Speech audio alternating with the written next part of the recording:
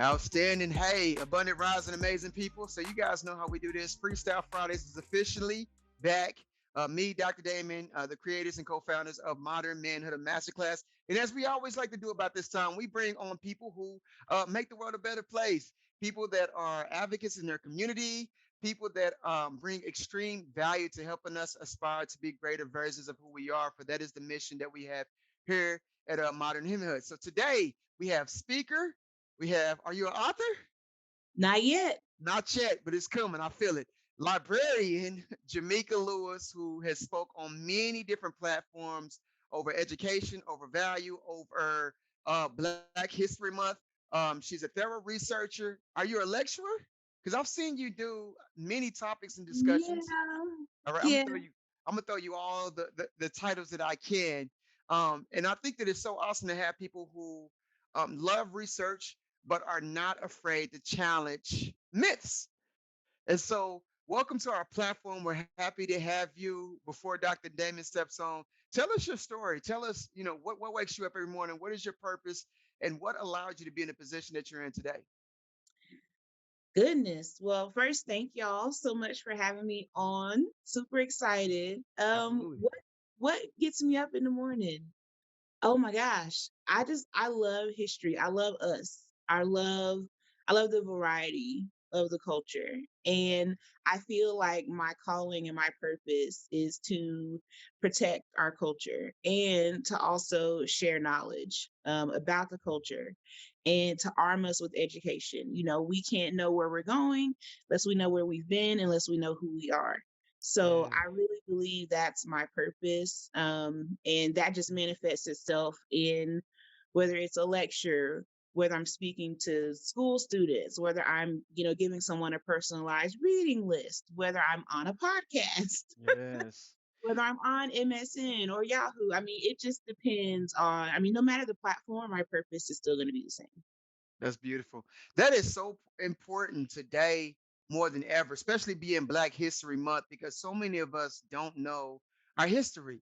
And I just finished this book called The Broader Files by historian Anthony Broader, who talks about the history before Christopher Columbus. And it Hmm. was the first time I had read anything about like who we were in ancient Egypt, like the beginning of civilization. And Hmm. I thought how much of our potential has been robbed because us not truly understanding the beauty and nature of who we are. So what is probably one of the biggest insights that you've had since you've researched? And then secondly, what do you think is one of the biggest myths that people are unaware of when it comes to our culture? Oh gosh, I could never just pick one insight. There's no way. Like we are just too vast across the diaspora. So there's no way I Mm, could just pick one. I think what I would want people to know or to understand the most, and this is going to be controversial. So absolutely. bear with me, okay? This is what we're about. Um, I always see, we're descended from kings and queens. Like I see that all the time, Hmm. right? And that's very empowering. It is very empowering, right? But we're not all descended from kings and queens. And it's Mm, okay. absolutely. There were laborers. Some of us are descended from laborers. Some of us Right. are descended from mathematicians. Some of us are descended from historians.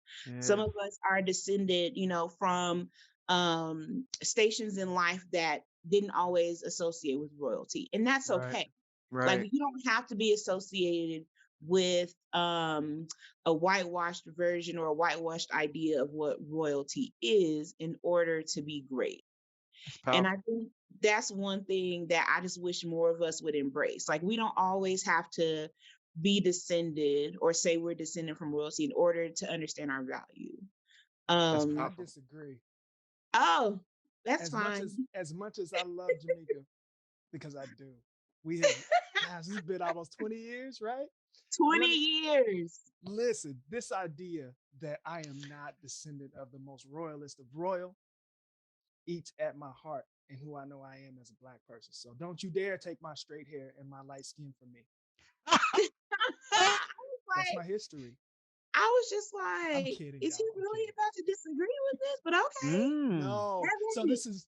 this is my intro into the conversation because this is a space where um, I I thoroughly like enjoy what Jamaica brings to the table and to the minds of our community when it really comes to understanding what history is. Because you are so right in the space that I feel like when we take ourselves and we give ourselves that chip on our shoulder of I'm descendant of royalty, it disregards the beauty and the power of the diaspora of our ancestry, right? Mm-hmm. My, Absolutely. yes, Absolutely. my grandfather, he was Absolutely. in the military, and his work in electronics and his the space and the life that he's experienced, he ain't never sat on anybody's throne. But the Mm. power and the knowledge and the experience that I get every time he talks about where he's been and what he's done and how what he's done with his feet on the ground on the street is is magnificent. So thank you for saying that, because that means a lot for us really getting to know ourselves. We can't just know the crown because that's not Right. it. Absolutely. I think the crazy thing about it too is although it may not be prestige in the way that it's exemplified, doesn't mean that it appreciates any value in your self-worth. Mhm. Right? When you think about a Absolutely. pyramid being created, the mathematician is just as important as the individual who had to carry the material that would create the whole sculpture, right? Yep. So why Right. not take pride in those who carry those materials on their back? Right. Why Absolutely. not take pride in the people who developed the design? Like the stuff that we developed in ancient Egypt, in Kemet, I mean, Matt, the yeah. other people are saying it's aliens just because they can't figure it out. Right. It's not for you to figure out. It's for you to admire. And that's okay. I think everyone involved in that should be admired, not just for the pharaohs who ended up, that being their final resting place. I think we Right. have to understand that, there's value in all stations in life, and that's Huh. okay. That's powerful. That's Absolutely. powerful. That's powerful. That's the space. Okay. Yeah. All right. One of my okay, so we talked about how important it is that we understand the reality of our history, right? And so here's one of my favorite things to talk about, because people think that we have Black History Month is in February. Why? Obviously because it's the shortest month.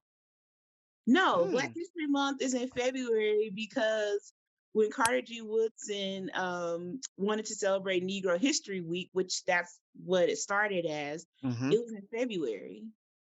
It had nothing to do with the feds wasn't out for us, like, let's give them the shortest month. No. Right. The original Negro History Week was celebrated in February, and it expanded out into Black History Month. That's good. Was that an alley? Or Huh? did you intentionally ask that question, or is that a thought that you had, That Damon? I no, just that learned was an that. alley. I loved hearing that. Like that was one of my favorite Powerful. debunked myths about Black History Month, because it That's immediately powerful. took us from a space of where we always, and naturally we're defensive because of our history and what we've been through, like on the cellular level. But the idea of really understanding that, like that was again for me, it was one of the most powerful things I've learned about it, because one, it debunked the idea that off top we're not valued, and so we're giving the less, we're given the shortest or the Mm. least amount, which happens a lot in our history and in our current times. Right. But this wasn't one of those things. And then more importantly, we're talking about a Black man who started this whole celebration in the first place. So let's Right. talk about what we're doing and who we are and how what we start grows from Black History Week to Black History Month to what we all say all the time, which is we're Black and history happens 365. So Right. Absolutely. And it's just like, why would we always want to attribute something to what someone else thinks or does of us? Like, we don't have to do that. And it takes a quick Google search to find out why Black History Month is during February, instead of just being like, well, they gave us the shortest month because we Black. And I'm like, no. And then there's no nice way to be like, no, you're wrong. So I mean, just is that? I mean, is there any possibility that that may not be fully accurate? no. I mean, for us, No. because it's the thing, we're so defensive, but we don't ever question why we're defensive. It just feels good to be negative like that because sometimes we need that stimulation. I don't know. I don't know. But Yeah. There's been plenty of times we've taken things at face value because it takes effort to be able to research. It does. It does. But okay, so here's why I get on my platform as a librarian and as a historian. Okay, so social media to me is a gift and a curse when it comes to knowledge sharing, right? It's Absolutely.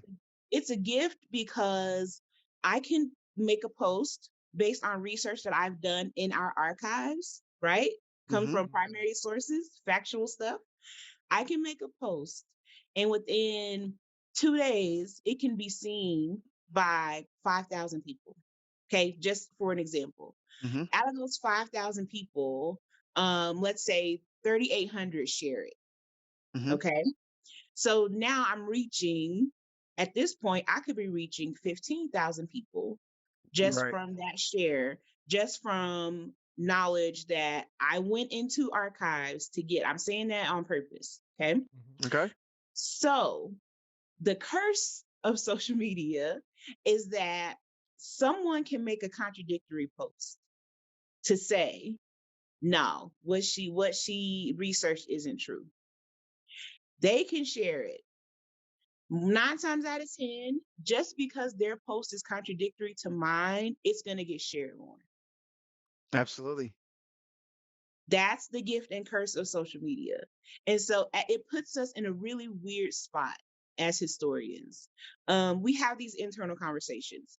Okay, yes, we should leverage social media to get more exposure for our archives, our special collections, our library collections. Yes, we should do that. Absolutely, we want to expand our reach.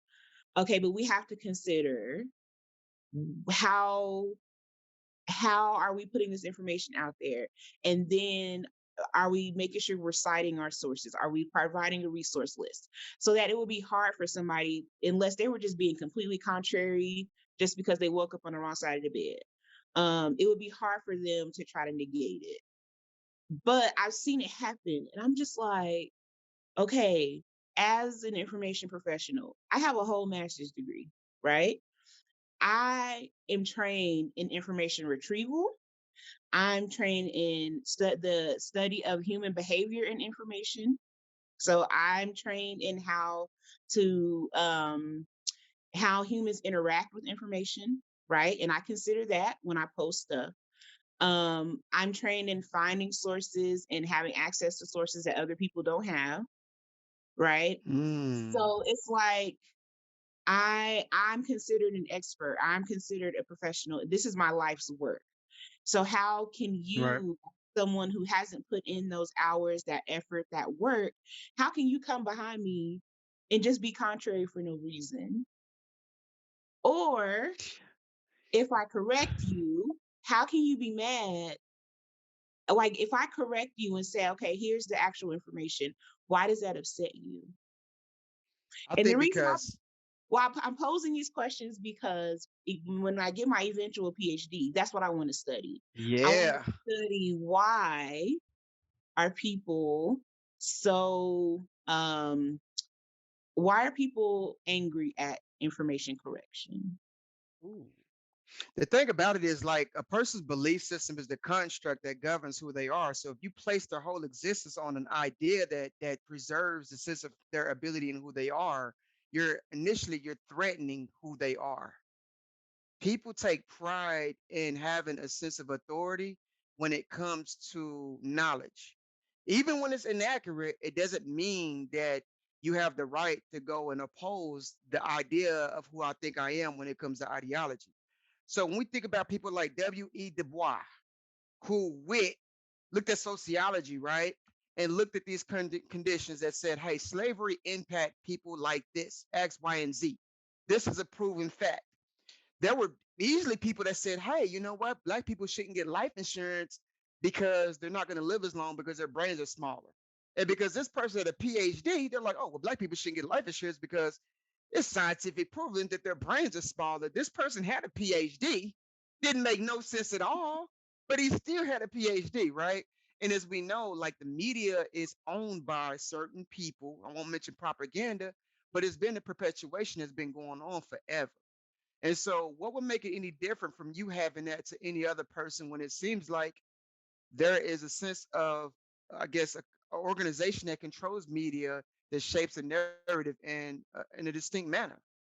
So I believe that we should fight media narratives with information Hmm. and with knowledge and with accuracy. That's our weapon.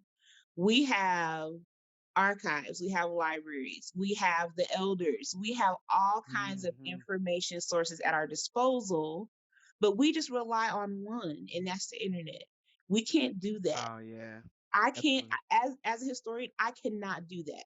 The knowledge I've acquired since, my goodness, since my daddy first took me to get my first library card at the age of 7, the vast majority of knowledge I've acquired has come from either archives and special collections or sitting at the feet of our elders. That's beautiful. What is That's that that like? to sit at the feet of our elders. No, I mean the Oh, archives. Cause think about this. Like, so I've done some research papers before, and some of it's very thorough. yeah. You know what I'm saying? And it's not. You have to have a natural gift to be able to digest information and the thirst for knowledge to take the time to really appreciate it for what it means. But Yep. an elder, Hmm. like Damon, you talk about this all the time, how we don't have that interactive indirect relationship with our elders. We don't have that intimacy no more. Hmm. A lot of it's gone. Yeah. Yeah, a lot of it is lost, and this is kind of how I feel about it. A lot of it is lost in kind of the hustle and bustle of the world, the space where we're interconnected with everyone else around the globe, and so it's so much easier and for a lot of us more comfortable to just go ahead and Google instead of really spending time in the space to honor those who have really come before us, who are still with us. And so, yeah, that's Right, definitely a space where, like you said, Donna, I've talked about that, and I think that's a big part of what I believe our collective mission is. You know, right, Jamaica, one of my favorite things that she does is she shares books with children, and that experience of sharing a story and passing it down in a way that's not specifically based on the internet, and being able absolutely. to read stories with kids in the moment and to share that oral history or that oral stimulation about what it means to be in life and understand where we come from is something that unfortunately I just I feel like we don't do enough of that. And so when you Yeah, talk about sitting at the feet of elders, tell us what this is like. What does that look like for you? for real. Seriously. It's it's transformative, honestly. It's transformative. And I, I'm just always grateful. So I've always been curious. I've always been inquisitive, right? So I've always been a reader. But to hear our elders just talk, I mean, I didn't know about the Black history of my hometown until I was placed in places with the Black elders of our hometown. And Hmm. this is as a kid. So all I did was sit and listen and Yeah, just gather knowledge. So now, as you know, as an adult, as a historian, I just ask questions yeah, and or I just open a conversation. Um, my colleague at the library where I work, I consider her one of the elders. And she laid the foundation and the groundwork for our library. She knows every single collection. We have over 200 collections, wow. just for special collections, just for archives that all focuses on Black history of Denver, of Colorado, and of the West. She knows every collection intimately. And so when we get a new collection in, the first place I'm going is to her office to just have a conversation. Yeah, Let's that's just fire. talk about what this is. What's the background story? You know, okay, and then my role, I say, okay, how are we going to use this? How are we going to get this out? Donnell, like you said, it can be very intimidating to go into an institution and just sit in archives and try to sift through information. Well, that's where we come in. Hmm. So let us sift through that information. We're not going to censor it. We're not going to pick through it and decide what you can and can't, absorb. But let us not even translate it. Let us sort through it. Let us make sense of it, and let us develop it into something that's more easily digestible. As a librarian, I can go to any one of those 200 collections and put together a presentation about it that can appeal to every single age It's or powerful. every single learning style. Not everybody learns the same. Some people Right. are very tactile. Yes, I want to go get a book, read through some papers. Some people are very auditory learners. So I Hmm. recommend ebooks, Kindles, e-readers, even websites where news articles where it can read to you. Right. Some people are visual and they need pie charts, graphs, Excel spreadsheets. So I have the ability to take that information out of the archive and put it into every one of those formats. It's So like beautiful. let us do the heavy lifting. Like let Yeah. us do it. It's Yeah. okay. Yes. I love it because when we talk about kind of what the way I see things is if we are able to identify the resources and the strengths and the power that are in our community, we don't have to take on the entire work to figure out life Right. by ourselves. And so, thank you for Right. breaking that down for us because we are in an age where Google is easier to get to, but we got to understand the power and the strength and really the connectivity of being able to walk into a library and walk into a space where our history is being preserved and honored and really allow you, someone like you, Jamaica, to really pour into us. And Right. I'm gonna commit to doing that more myself and with my family because Please we do. don't we don't spend enough time in that space. So thank you for that. And Yeah. And I it think makes we a difference. It makes a I, difference when you're walking into a space, especially if it's specifically for Black history or Black culture, when you see Black people taking care of this information and of this knowledge. That makes a difference. A Absolutely. lot of people, a lot of us won't go to libraries because we aren't going to see someone who looks like us. And right. that relatability is very key when it comes to knowledge absorption.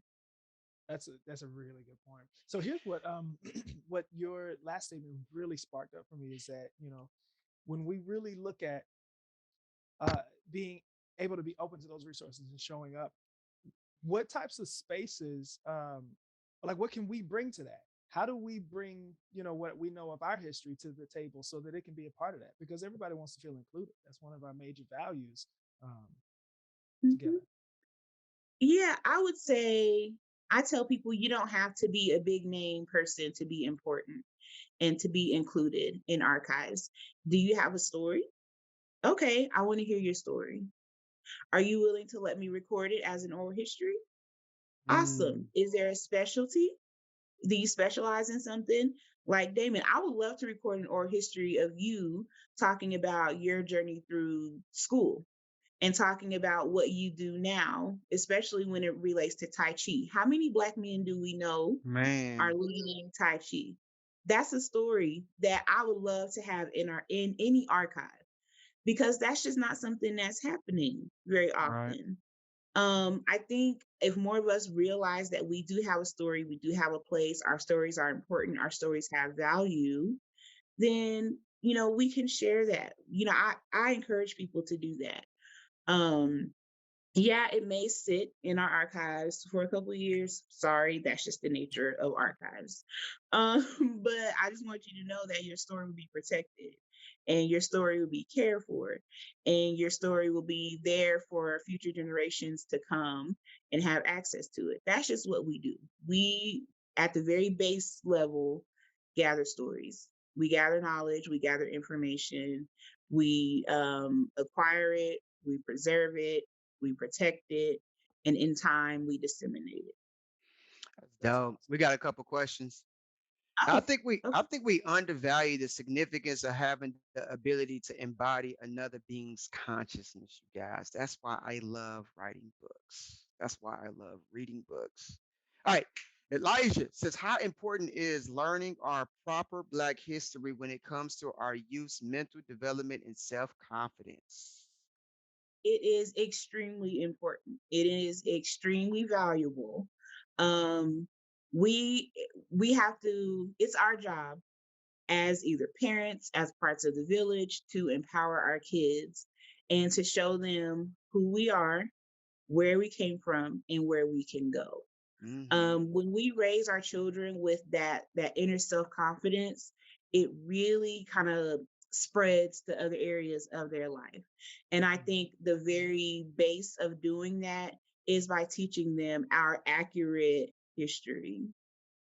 So Makes a very, difference. it absolutely makes a difference. One example I can give you, you mentioned that I was on the Scoop Show, and that's where you saw me talking. I was talking this past week. I talked about board books, which are books for children, typically newborn to 3 years old, and how very few of those books are published with Black main characters. So one of the books I promoted is called Baby Botanist. Can you Mm, imagine a 3-year-old reading Baby Botanist? And Baby Botanist is a little Black girl with a cute little purple bow in her hair. that's Can dope. you imagine being introduced to botany at the age of 3? That'd be Mm. powerful. Powerful. That's beautiful. Exactly. Yeah, I was introduced to Black history in the 4th grade. And look where I am now. that's dope, man. Yeah, yeah. That That's is. super dope. I Um, think you speak to that, Jamaica, even with your work that you do with your nonprofit. You have to tell us about what this project is like. yes. I call it an organization. I have an organization called Give a Child a Library. Mhm. And all I do is provide books to kids, regardless of location, socioeconomic status. If I have an address and I have permission, I'm going to send you books. I tend to, so my donors tend to want me to do mainly Black or books with Black people, Black characters. But there's so many classics too.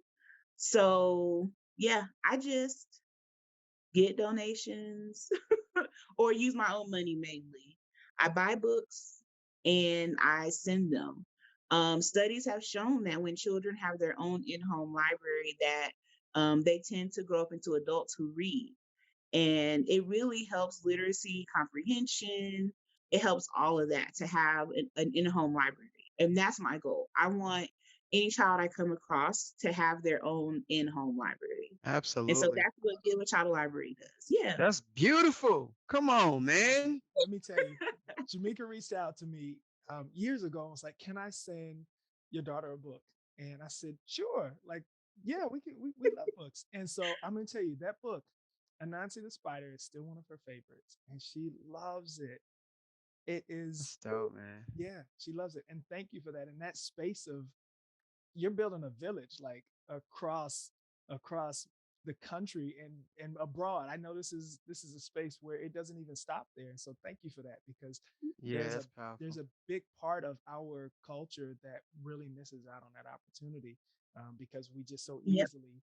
we so easily drive by the library. We just pass by it on our way to the grocery store, and we pass by it on our way back from work, and we pass by it on our way to the soccer game and to the football game and to the basketball games, and we pass by it on the way to grandma's house, but we don't often take enough of the time to really go in and Yeah. experience it. So, Yeah. I'm very intentional about the books I send out through Give a Child a Library too.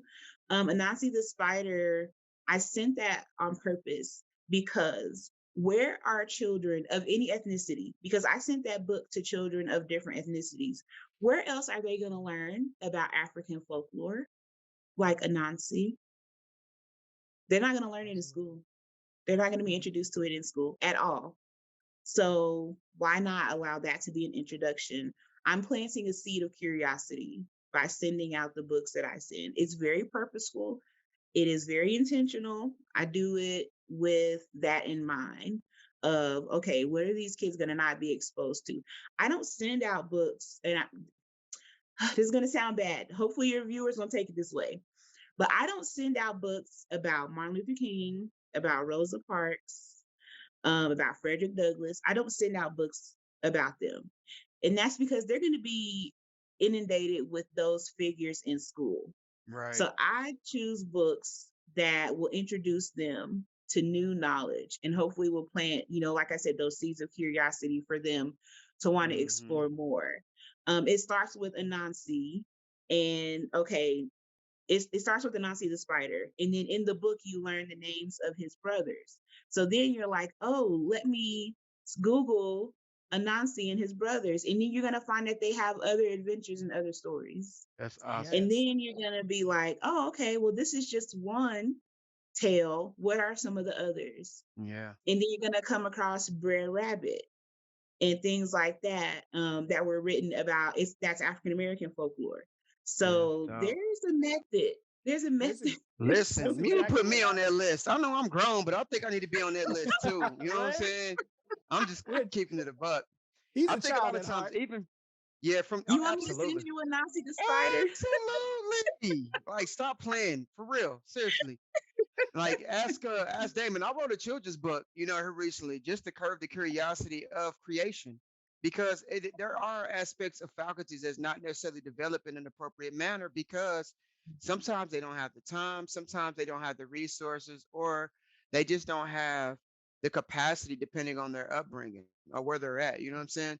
So there's been a lot of times when I went into schools and volunteered and seen a kid that was by himself, and his parents probably locked up, so his grandparents are having to work and they don't have the best health, and this kid may learn in a certain way, but the teacher feels like, okay, I can't teach this kid the way this is because the curriculum is not written this way, so everything else is directly for everybody else and he feels left out, right? And so I love the thing that you're doing right now, being able to invest in a different way and being able to think outside the box as well. But I'm trying to make sure I keep up with the comments. So Elijah said he wants to have his daughter. He said, my daughter has made Oklahoma history and education and would love for her to be added to the archives. She is the youngest African American to attend the University of Oklahoma at the age of 13. She is also the youngest African American to attend and graduate from Oklahoma City Community College. And she's soon to be the youngest graduate ever at Langston University this May at 14 years old. Listen, Woo-hoo. she is right. phenomenal. The woman is brilliant, and I'm not gonna just say she. Like all of Elijah and his wife is just brilliant, but this girl is on fire. She is on fire. Definitely needs to be Mhm. there, How So do we here's do what you that? do. huh? Here's what you do. Well, I was gonna say here's what you do. So I'm not in Oklahoma. I'm out of Colorado.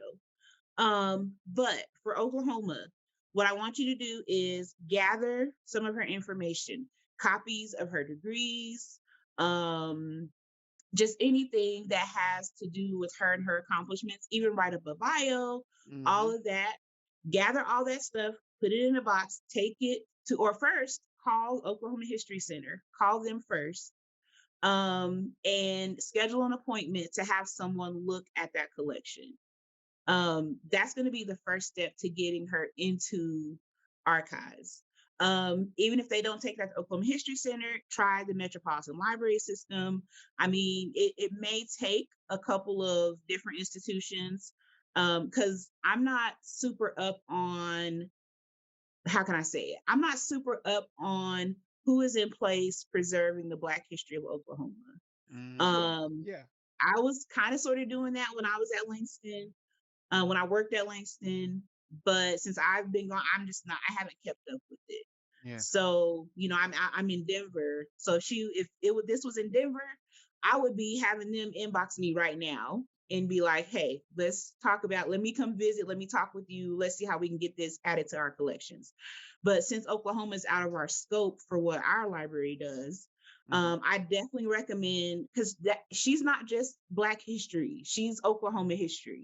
Absolutely. So I think that should be incorporated or included into the Oklahoma History Center.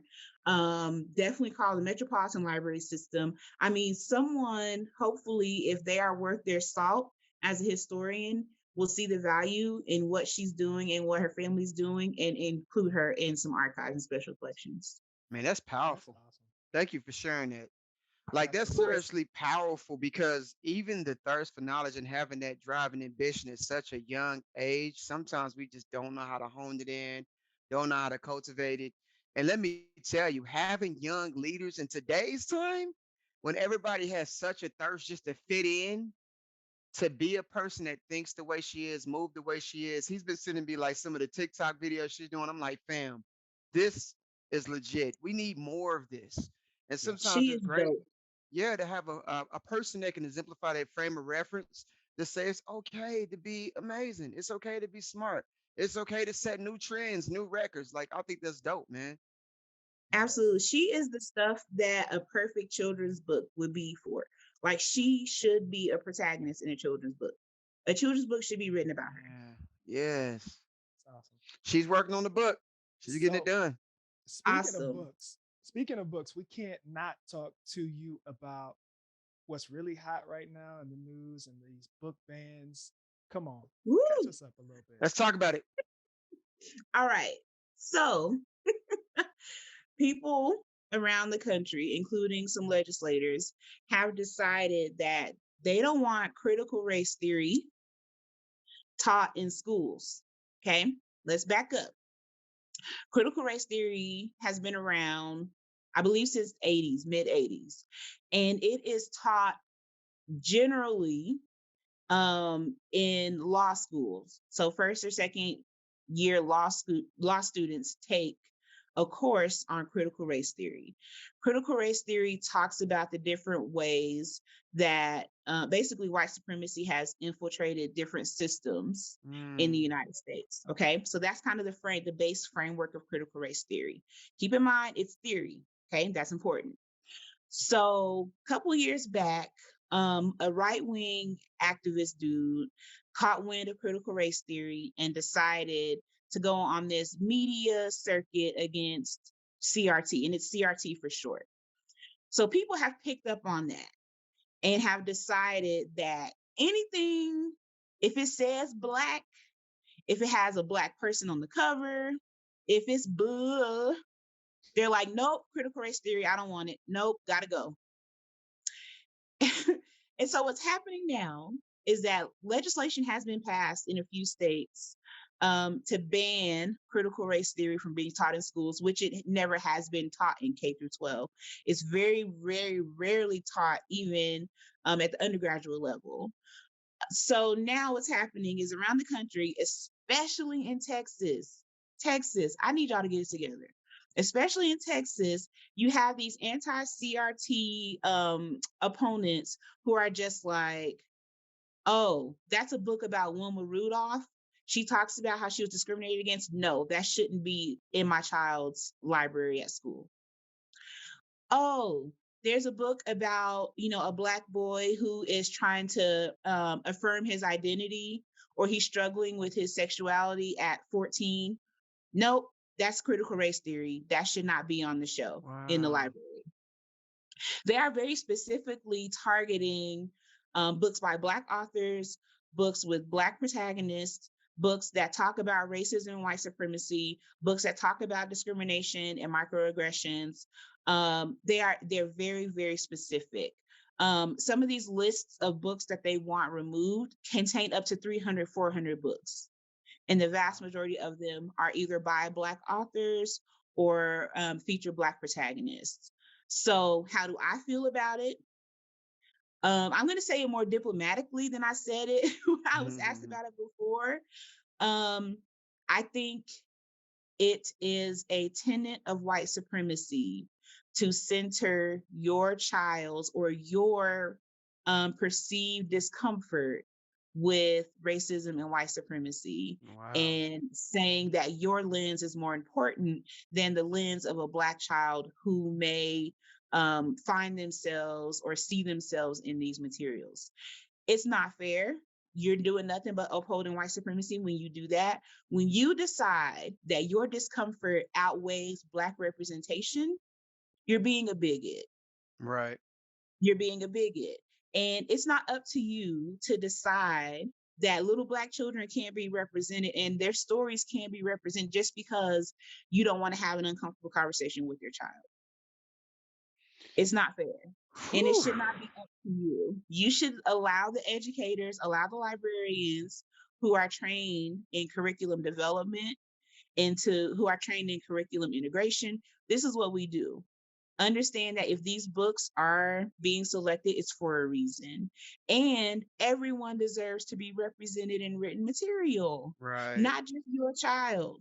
Just because you want to shy away from the uncomfortable conversation doesn't mean that does not it doesn't override Black representation. Yeah. So stop being afraid of Black representation. Stop, tagging CRT with anything to do with being Black. White supremacy, discrimination, all that stuff is real.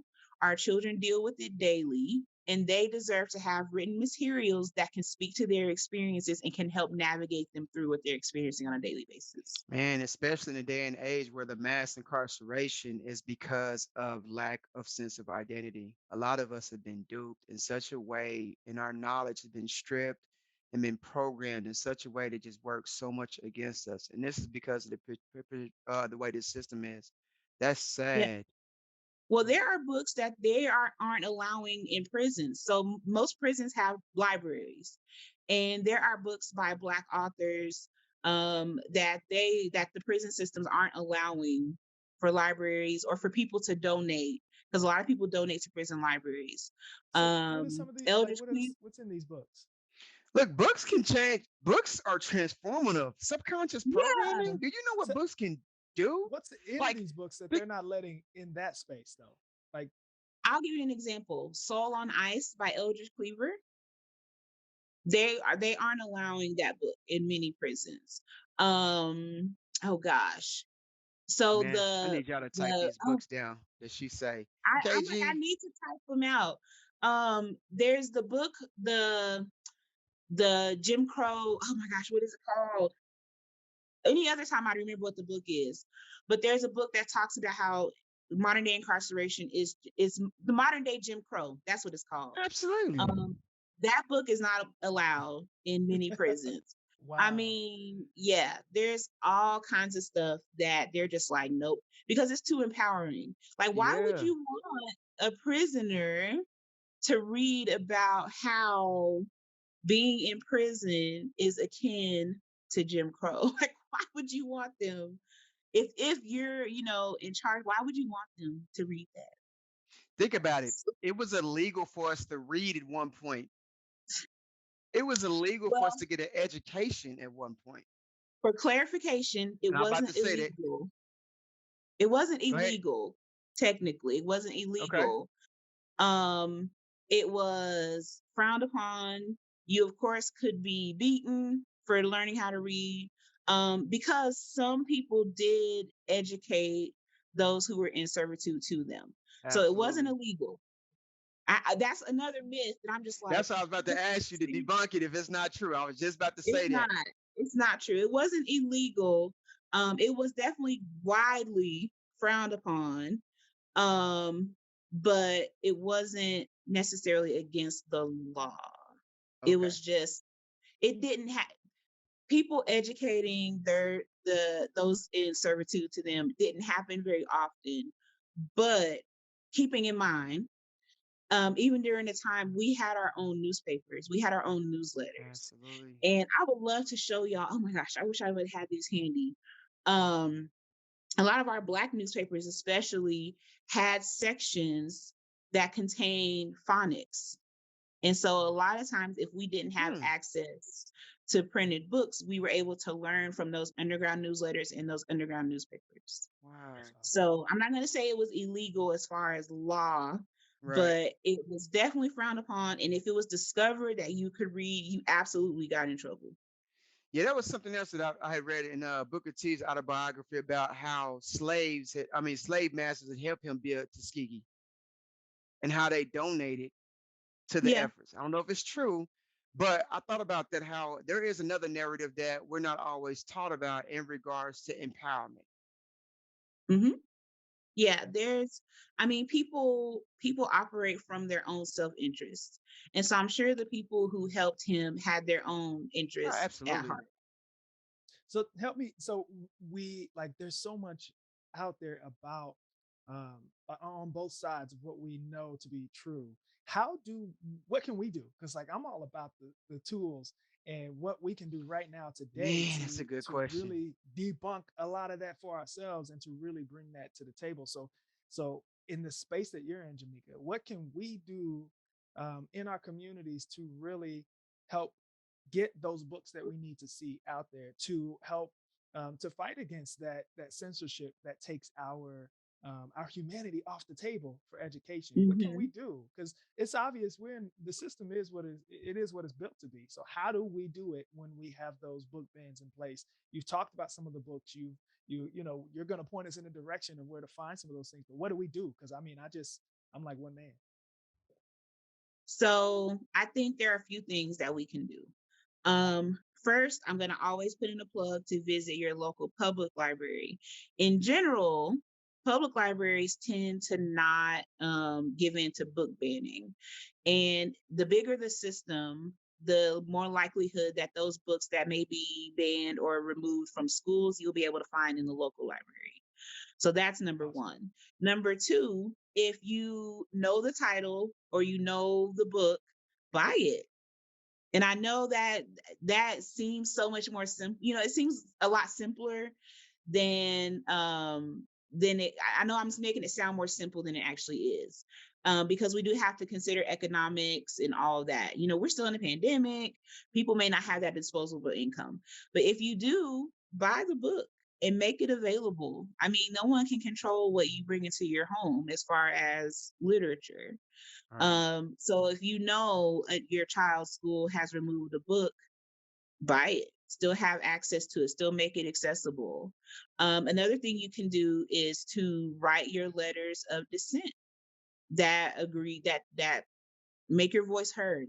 Hey, I disagree with this being removed because A, B, C, D, and E. Um, Another thing is not just write the school district, but write your legislators, who are kind of a lot of them are behind this, and it may not seem like it makes a difference, but I mean, the least you can do is try, and the least you can do is to know that you tried to advocate for these resources and for these materials. Another thing is to engage in resource sharing. So if you happen to purchase the book, hopefully you're purchasing it from a Black owned bookstore. Got to put in a plug for that too. Um, Feel free to share it out. I mean, share it out with other people who may not have that access. I'm kind of in the middle of trying to find some of these lists and seeing if I can add these books to Give a Child a Library's inventory, just in case, you know, children may not have access to these books in school. Mm-hmm. Um, I mean, and when in doubt, talk to your local or favorite librarians. We sincerely believe in free and equal access for all. And so we want to see these materials be placed in hands, and we're going to do our best to make sure that that happens. That's awesome. Thank you for that. Thank you for that. KG got a question. Was George Washington Carver a eunuch? Oh boy. So first, you have to understand what the context of the word eunuch is, because eunuch didn't simply mean a Black man who did not have his genitals. So even when we talk about eunuchs, even back in biblical times, it was much more than that. So if he's asking whether or not George Washington Carver didn't have his genitals, I don't know. That's a great way to start a conversation on a Friday morning, KG. I mean, I've heard that. I've never just sat there and been like, okay, let me really dig deeper into this. And a lot of people cite that or say that because he has such a high pitched voice. If you ever heard his recordings of him talking, his Yeah. voice was very high pitched, and so people equated that with him being a eunuch. Yeah. Hmm. So KG, if it's my frat brother KG, sir, I'll be inboxing you shortly. Um, because yeah, Okay, I so I some want to. people have asked me that, and I'm just like, how do I answer this diplomatically? I think you did great. That was I great. right. I like the way you approach that topic. Um, okay, so here is we're gonna finish this one up with one of my favorite ones because I've already seen you talk about this. Please don't, Damon. Please don't do this. Here we Don't go. do this. Go After that, ahead. I got something. I got a question for you too. After Okay, this, go. I'm I'm gonna listening. cross my so R's. so you talked about like a lot of things that we can do as far as being advocates to get the information out. What is something that you strongly believe in that you've been putting your energy and effort towards here lately? If there was a Hmm. message that you like, legislation is working on this. This is something I feel like we should really place attention on, is what I'm saying. We definitely want to place some attention on the removal of books from school libraries. That's something that we definitely need to focus on. The second thing I would say is debunking some of these Black history things. I think that we just have to be Did it get We're low? aggressive. losing you a bit, Jamaica. We're Yeah, losing you a it got bit. I'm low. sorry. The volume got low. Let's see. I thought it was me. Okay, is that Ah, man, we being censored. everything was Don't come for us. fine? Oh, Oh my goodness. No, I don't think it's anything you're doing particularly, but it just feels like you're like 15 feet away now. That's so I didn't do anything different. Let's see. dang, man. I believe it. She's about to give us the good. Yeah, she was. See? All right, so we're gonna be real quiet, and you tell us what you need to tell us. Okay, maybe I have to speak louder. Maybe that. So the question was, what am I focusing on? I'm always focusing on accurate Black history. I want to encourage everyone listening or everyone who's going to listen, before you share that meme, do a quick search. Before you share that picture with words, do a quick search. More than likely, someone has already debunked it. So look before you share, search before you share. That if I had a theme to what my research life has been lately, is look before you share. And then, of course, pay attention to these book bannings in school, because it's going to start with books and then it's going to evolve into programming for schools. It's going to evolve into programming for libraries, and all of that will affect you and it will affect your children. You should be able to go somewhere and attend a program or have books and resources that speak to your experiences as Black people. Do not let these people take our experiences and our words and our thoughts and our brilliance out of schools and away. Do not let that happen. It's powerful. Yes, Jamaica, the That is ancestors turn your powerful. your volume back up as you kept on going. Straight Oh, up. yeah. Yeah, that was Yes, they did. powerful. Thank you for that. Jesus, this is So we great. we have to ask, where can we find you? Where can we find your work? If people want to connect with you, how do we connect with you? Yeah, send me Yeah, a book so list. Starting with the I spider one. I have need that spider one. I have so many book lists. I will happily send those. People can find me on Facebook under Jamaica B. Lewis. You don't have to friend me. There is an option to follow me instead. You'll still get all my updates. If you want to book me, because I do not speak for free anymore, Let's you can go. reach out to Jamaica Speaks, JAMEKASPEAKS @gmail.com. You can also follow me on Instagram for more of my shenanigans at JBella, JAYBELLUH. There's tons of stuff on there, stuff that I do as a mom, as a librarian, as a florist. I talk about all kinds of stuff on Instagram. So those are kind of the best ways to get a hold of me. That's tight, Yes, man. yes, yes. And I'll tell you, I got to throw this in there. She is also an amazing editor. Jamaica edited Are my book that I you? wrote. Yes, she Oh, you edited my did book. say that. Okay, we're writing a new book too, so I'm definitely gonna reach out. Yes. Yes, yes. So Please do.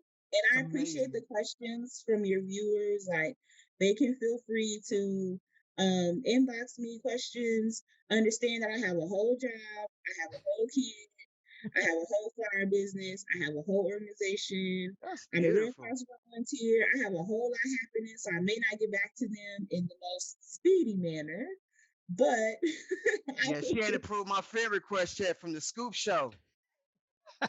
Stop, Yes, I stop it. did. Oh my goodness. To Jamaica, get in his thank you feelings, so like, much. bro, I sent her a You friend in request, there. man. You in there. You on there. It's, I approved you, I think. it's one finger approved. Ooh, Oh my I gosh. approved it. That's how I tagged you in the promo for this. Absolutely. I'm being Oh, funny. I'm being funny. thank It did you. take How a few much time days, we though. got? Okay, we got. Oh, let's start. Yeah. We with an hour. Okay, one more final question. If you could leave the world one gift that would embody your presence, what would that one gift be? A knowledge, gift, or a message? Shoot. If I could leave the world one message that embodied me, I would tell everyone you are much more powerful than you can ever realize. Wow. Everything that you will ever need for this life is already inside you. You just have to tap in. Dope. Golly. Love it. Dr. Thank you Damon? so much. Jamaica, thank you. This has been so much fun. I'm excited to see so much more of your work. And I hope everybody who's hearing this, who's listening to this, understands the power that we have, one, in ourselves, like she just shared, but also in our communities and in our libraries and in our archives and in the space where our history resides. Like, go there. We have to make sure we go to those spaces and that we bring ourselves to that so that we can really speak with our ancestors in a way that allows us to be our best selves. And so I thank love you it. for that message today, Jamaica. Shout out to everybody in the man cave and everybody who is in support of our mission with modern manhood. Yo, if check us out on our website, manhoodmasterclass.com. You guys know we got a lot of stuff coming up. We've got the Man Cave Meetup, which is on February 28th. And this is our Black History Month edition where we are our Hey, man of the hour. Our man of the hour is none other than Courtney MacWoods McLean. This guy is amazing. If you haven't seen his work with Black Wall Street Burning, the feature film, it's amazing. If you haven't seen his work as a poet, as an activist, as a DEI professional, and just as an all-around execution guide, and I'm quoting him on that because he's an absolutely. amazing person who represents what we talk about is modern manhood, but also what it means to be a black man and a black person who is pursuing their dreams and living out the literally like the embodiment of what our ancestors saw for us. So join us. That's going to be on February 28th from 6:30 to 9 at Kindred Spirits here in Oklahoma City. We also have the masterclass live experience. If you haven't seen what we've been doing with the masterclass, you're missing out. Check this video. I'm probably going to share it underneath this too. But we're doing the next one, which is April 2nd. It's going to be here in Oklahoma City. It's going to be amazing. You don't want to miss out on having a seat at the table. And this is my guarantee. And I used to be a little bit reluctant about it, but Donnell and I both will tell you, and anybody who's been to our masterclass events, every single man who sits down with us for a matter of 2 hours will walk out a better man. We can guarantee it. Absolutely. By far. And yes, so and also it's Black History Month, and so we're going out. We're taking all of this to the public at Saturday, February 19th. Modern Manhood. That's what's on my T-shirt. We are going to be at the Rose State College pop-up shop for minority-owned businesses, and so we're really excited to go out and talk about what we're doing, to talk about what else is going on in the community. If you're in Oklahoma City on Saturday, bring yourself and your kids to Rose State College Saturday, February 19th from 9 to 4, right? Jamaica, you got any other speaking engagements coming up that we need to tell the people about so they can catch you? I do. So also Saturday, February 19th, I think it'll be 3:30 p.m. Central, 2:30 Mountain Time. I am presenting Demystifying the Black Panther Party and Black Lives Matters organizations, hosted by my library system, the Denver Public Library. It will be virtual, so you can go to denverlibrary.org in order to sign up for the link. You do not want to miss it. That's fire. Yo, that is dope. Listen, Donnell, I try not to be that, but I am that chick. I need y'all to get this. Get it in your spirit. That's fam. The fact that they're even hosting something like that speaks volume. I love it. I love it. Yeah, we have a collection of 41 Black Panther Party newspapers, original ones. I just got my hands on the rest of them yesterday. Oh Nice. yeah, I would So love to you got to be. share that link. Share that link with us so we can share this in Please our man do. cave and so Oh we can my share this God. public to let everybody Please know to do. check in. I love Will that it do. is virtual because that means we can all show up to this. Now we're gonna be at an event, but we want to share this stuff. We want people to know that they should tap in with For you. real. So look, if you're listening to us, you're hanging out with us. Look for that. We will share that link so that we can all be in the know. So that's amazing. That's awesome. Thank Jamaica, you. KG said he loves your smile. He said it always makes him feel better. She is the GOAT. Come talk that talk, man. I had to leave you that. It's like, what is that one gift you can leave the world? He's like, her smile. It makes the world a better place. That's KG it. is amazing. That is my little brother. I love him dearly. I am so proud of the man that he has grown to be. He is incredible. So absolutely, absolutely. And thank y'all so much again for having me on. I do have like 8 other presentations and speaking engagements, but they're all for private entities, so I can't invite you to those. Congratulations. But thank Absolutely. you. But I'll be sure to keep y'all posted of any public ones that I do. And I'll be sure to share this out with my networks too. So thank y'all so much. It was an honor. It was so much fun being on. And I'm glad nobody asked me about Willie Lynch. I know. Thank you for Yeah. not asking me about Willie Lynch. I Ha! appreciate it. That's a whole other You're episode. very welcome. Damn. Thank you, Jamaica. Everybody out there, have a dope day. We'll see you next time. All right, peace out.